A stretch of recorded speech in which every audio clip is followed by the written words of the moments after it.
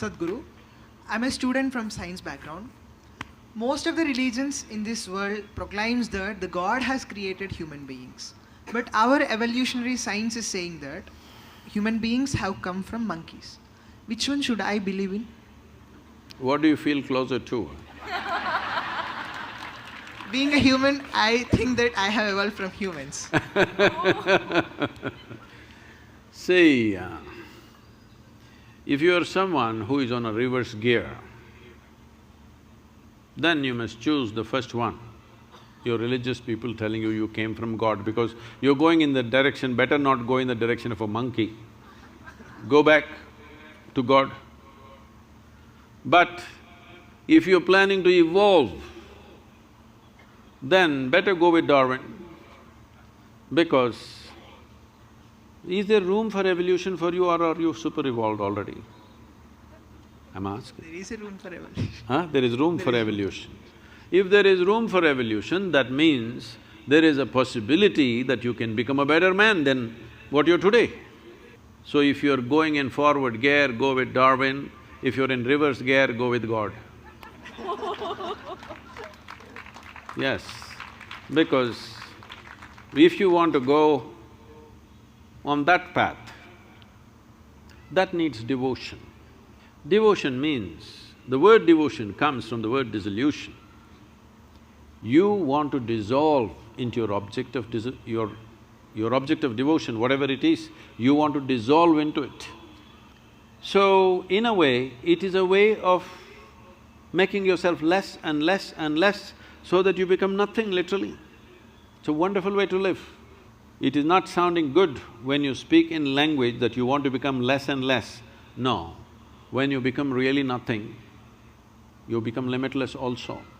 So devotion is one way to go. But you don't have that because you've gone through a little bit of modern education and you're beginning to think logically.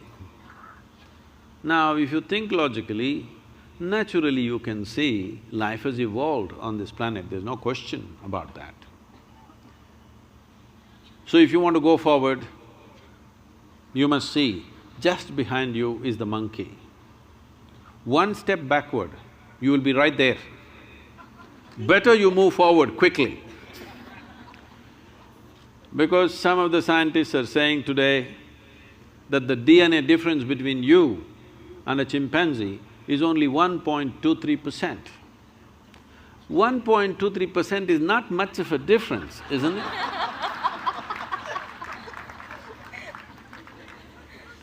Not much of a difference, isn't it? But see, just 1.23%, a world of difference. Isn't it so? Just such a small difference, just see how big a difference. So, if you're not happy with 1.23%, you must accelerate your evolution. The entire system of yoga is just this, how to accelerate your evolution. In every dimension of who you are, how to hasten this process. Now that you're talking about evolution, whatever Charles Darwin said, a goat could have become a giraffe. It took so many million years. A pig could have become an elephant and it took so many million years. And a monkey became a man and it happened rather quickly. To such a point, anthropologists are saying that there must be a missing link somewhere. It happened rather very quickly. So now, if evolution happened, when you were a monkey, you did not desire, I want to be a human being. There was no such desire in you. Nature just pushed you on. It's just life's longing. It's not a conscious thing. It's just life's longing to get better. From an amoeba to here, just imagine the volume of work that's been done. Incredible, isn't it? Whatever number of years it took, maybe nobody is very clear about that, it doesn't matter.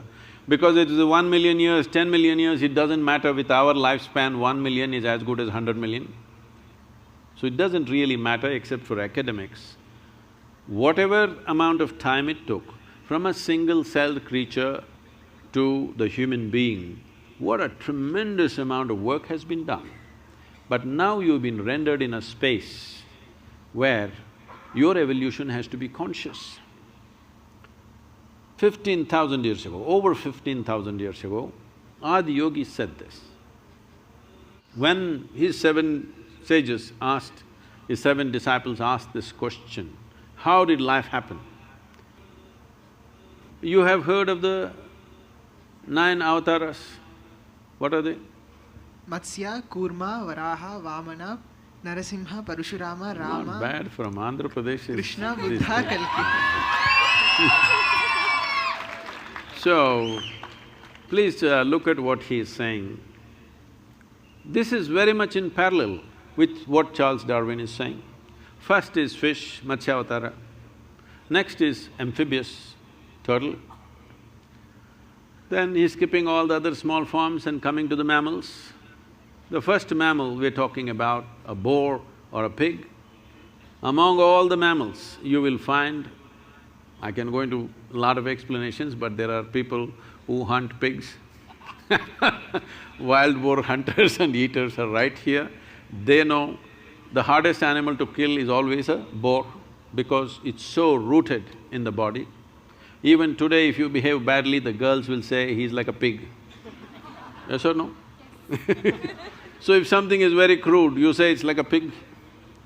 So, first animal, mammal is the pig. What's next? Avatara. Vamana. Matsya. Narasimha. Narasimha means half man, half animal. Next is Vamana, means a dwarfed man. Next is Parashurama, a full-fledged man, but explosive and uncontrolled, volatile. So volatile, he lopped off his own mother's head. Next one is Rama, a peaceful man. Next one is Krishna, a loving man, an exuberant man. Next one is Buddha, who is a meditative man. Next one is supposed to be a mystical man. This is not about those individual people. This is just, these people are being used as milestones. This is the nature of development of life. In many ways, this is running parallel to Darwin's theory of evolution. Darwin's theory of evolution is only 152 years old. Adi Yogi spoke about this over 15,000 years ago. And then naturally the next question is, can we evolve further?